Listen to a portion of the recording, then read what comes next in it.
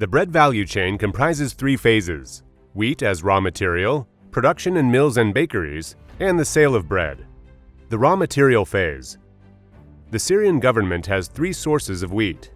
First, it imports around 600,000 tons per year, mainly from Russia, making up almost 40% of its total stock. The regime also depends on its well-connected shadow companies in Lebanon to import wheat, but they face challenges due to sanctions. Second, wheat is cultivated in regime-controlled areas, amounting to about 500,000 tons.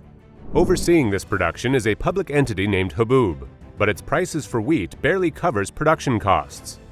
Farmers suffer from corruption and poor technical support and infrastructure. Third, self-administered areas provide the regime with 500,000 tons. These internal trade dynamics of wheat reflect a highly politicized system, inefficient public entities, widespread corruption, and the prominence of smugglers and warlords. The production phase. This takes place in wheat flour mills and bakeries. Hoboob is also responsible for the wheat distribution and milling process, allocating the collected wheat to both public and private mills. Contracting private mills is usually based on corruption and cronyism. Corruption is apparent across all milling activities, from receiving wheat and fuel to delivering flour to bakeries. As it is corruption at the micro level, replacing key public figures will not change the corrupt dynamics. Public bakeries produce about 55% of the bread needed in regime-controlled areas. They receive flour and fuel at subsidized prices, but illegally sell them to private entities. Subsidized bread is also being illegally sold to livestock owners.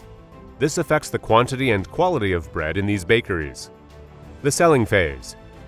Most households need subsidized bread from public bakeries, but the relatively low number of selling points leads to unmet demand. And without an effective monitoring system, corrupt networks expand, including public officers, traders, and security personnel. The government decided to promote smart cards to limit illegal practices, but because of the corruption and inefficient formal institutions, this has only become another way of reallocating public financial resources for the interests of the well-connected actors.